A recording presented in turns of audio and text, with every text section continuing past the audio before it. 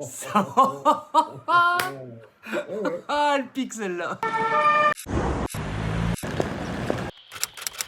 Je m'appelle Michel Desblés, je suis musicien depuis 27 ans, je joue de la guitare, de la basse, et puis récemment je me suis mis au chant. J'ai fait beaucoup de musique pendant une bonne vingtaine d'années, j'ai fait partie d'un groupe en tant que guitariste qui s'appelle Costa Gravos, qui a énormément tourné, surtout dans le Nord. J'ai été bassiste d'un groupe qui s'appelle Clang aussi, un groupe de métal. J'ai été technicien du son, technicien lumière, régisseur de salle de concert, d'une salle qui s'appelle le Grand Mix, et j'ai été coach à la pratique scénique. J'ai eu la chance de vivre à Tahiti il y a 20 ans et pendant 1 an et demi j'ai accompagné à la basse un bluesman californien qui était luthier aussi en guitare qui s'appelait Michael Lippi et qui m'a appris la source de la musique et le fait de mettre de l'intensité dans chaque note et à chaque instant. Alors moi je suis confiné à Reims, j'habite avec mon père et on est tous les deux musiciens et j'ai la chance extraordinaire, mon père a une grande maison donc on est hyper à l'aise et on arrive à s'isoler dans les bonnes conditions. Mes journées de confiné sont très occupées puisque le maire de la ville de Reims a lancé une opération qui s'appelle Un jour une musique où il a incité les habitants de Reims à passer un morceau de musique pour le diffuser dans les rues à 19h30 et en fait sur une blague j'ai dit bah tiens demain je vais le faire avec ma guitare, mon père a dit bah moi je vais prendre ma batterie et puis de fil en aiguille le voisin nous a filmé, il nous retransmet en direct sur Facebook tous les jours. Salut la rue Maca. Bonjour Marie. Et ça a pris un peu de proportion parce qu'aujourd'hui on va faire notre 27e concert, on joue tous les jours. Le concept c'est que chaque Raymond et chaque Raymondaise à 19h30 chantent en chœur la même chanson. Moi ça m'a permis de repartir à fond dans la musique, mais musicien un jour, musicien toujours.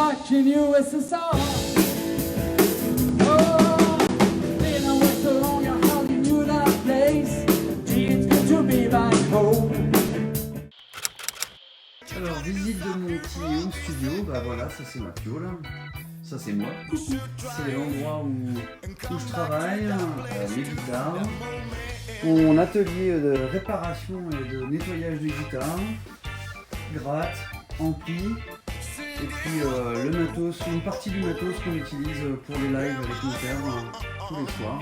Et puis au fond du jardin, voilà. On a la chance extraordinaire d'avoir notre petit local de répète avec la batterie de mon père, voilà, où on répète et on prépare nos lives quotidiens. Je passe ma ligne de basse à Enzo Gaber, qui est batteur des groupes Keep the Use et Fahrenheit 21. C'est un gars qui groove à fond, qui sait exactement poser ce qu'il faut, quand il faut. Je suis sûr qu'il va faire un boulot d'enfer. Eh bien Enzo, j'espère que cette ligne de basse va te parler parce que c'est rock'n'roll à souhait et surtout n'hésite pas à revenir vers moi parce qu'un morceau ça se construit effectivement sur une succession d'idées mais pour trouver de la cohérence il faut savoir revenir un peu sur sa copie. J'espère qu'on va se faire une bonne collaboration et revenir pourquoi pas en arrière pour faire un gros basse batterie et derrière poser de la guitare, du clavier, mais là après c'est toi qui en verras à qui tu le souhaites pour aller dans la suite logique du projet. Ah, mon secret joie de vivre, c'est pas compliqué, c'est musique tous les jours, du matin au soir, du soir au matin, et puis bien manger, passer des bons moments avec mon père, et puis appeler ma fille régulièrement.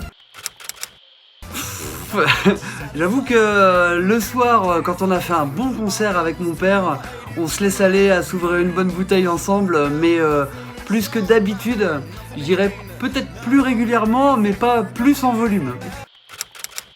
Eh ben, est-ce que tu connais la différence entre un lapin et une bouteille en plastique? Eh bien, il n'y en a pas, ils sont tous les deux en plastique, sauf le lapin. Eh ben, en truc chelou, moi je suis en train de découvrir mes cordes vocales, mais j'y prends de plus en plus de plaisir. Eh bien, directement, j'irai voir ma fille. Des mots pour les personnels soignants, je pense que j'en aurai jamais assez. Je vous tire mon chapeau parce que vous êtes en première ligne. Je n'ose pas imaginer ce que peut représenter le fait de travailler avec la peur au ventre. Il faut un courage démentiel. Seuls à réfléchir, nous ne faisons rien. Nombreux à agir, nous ferons beaucoup.